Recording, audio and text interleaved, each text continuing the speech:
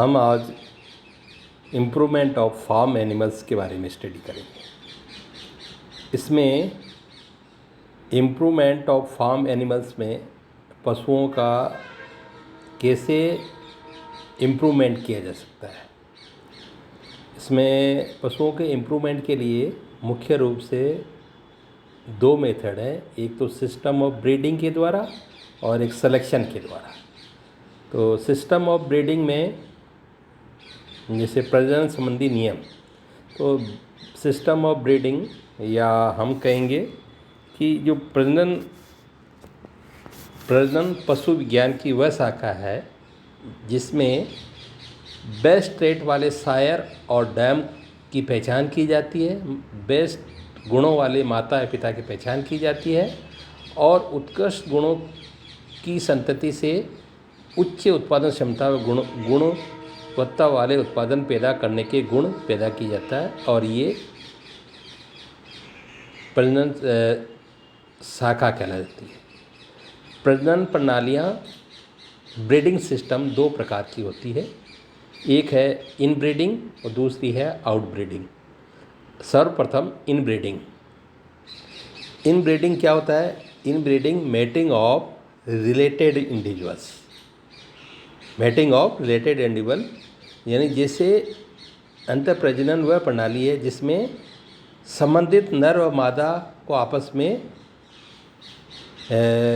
मिलाया जाता है और उनका आपस में निकट संबंध होता है।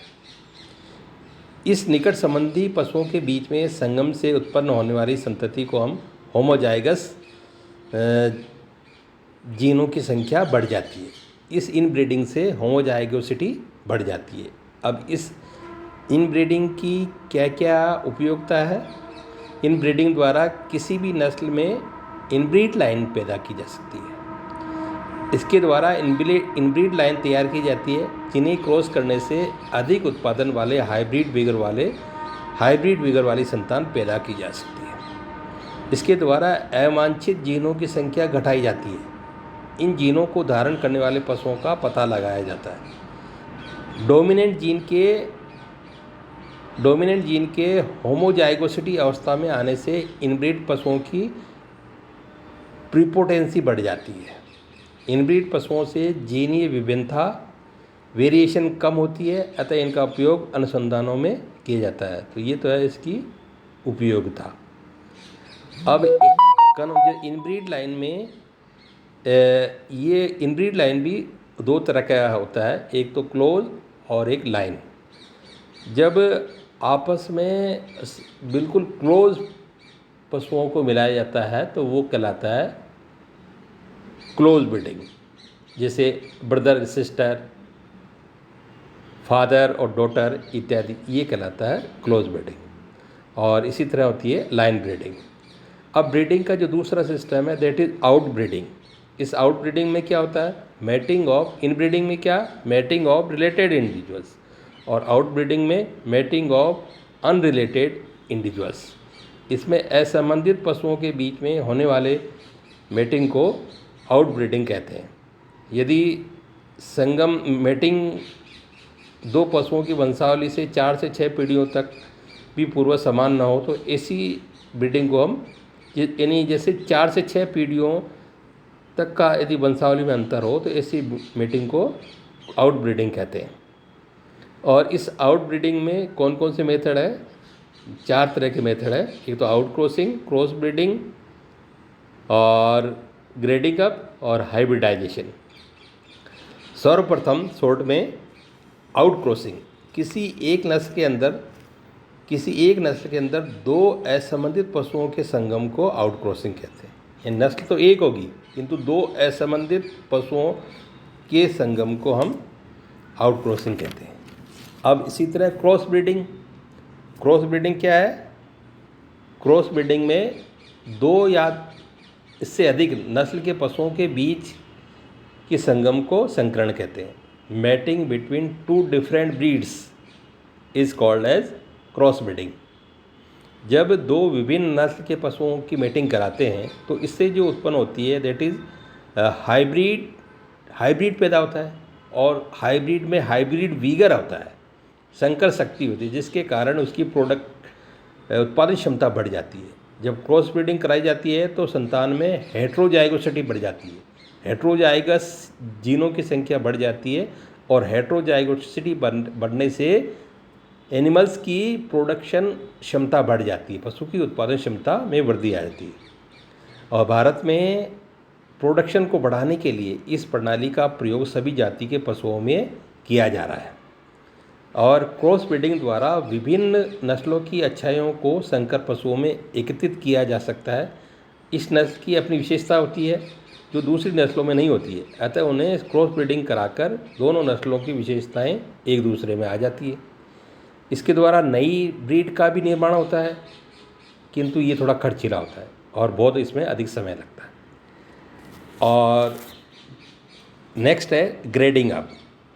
इस ग्रेडिंग अप में क्या होता है, कम उत्पादन क्षमता वाले किसी विशेष नस्ल के नॉन डिस्क्रिप्ट पशुओं के आर्थिक गुणों में सुधार लाने के लिए इस प्रणाली का ग्रेडिंग अप का प्रयोग किया जाता है।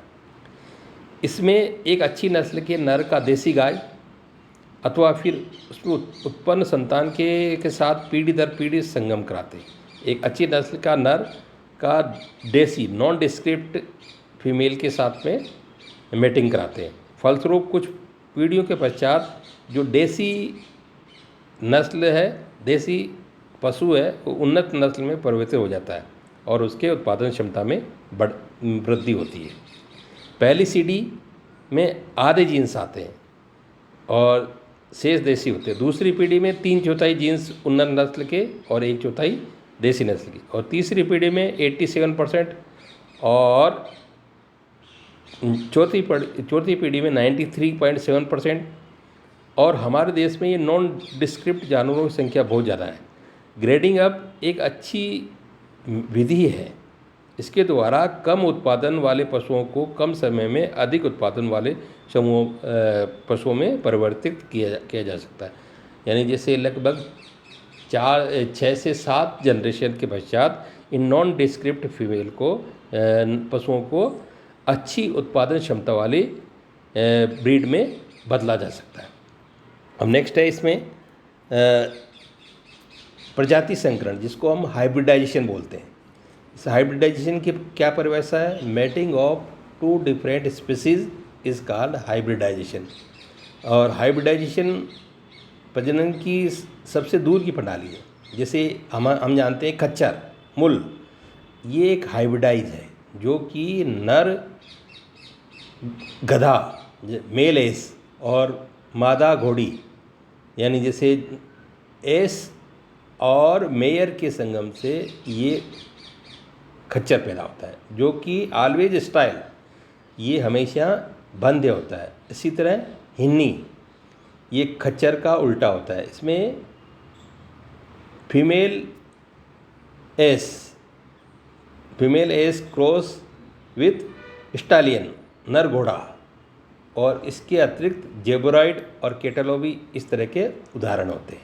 तो ये तो था हमारा जैसे system of breeding, in breeding और आउट ब्रीडिंग के बारे में।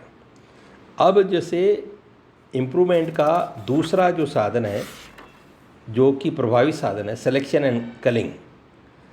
लाभदायक पशुपालन व्यवसाय हेतु किसी फार्म पर औसत उत्पादन क्षमता बढ़ाने में आनुवांशिक प्रगति के लिए चयन, सिलेक्शन और कलिंग होना आवश्यक है।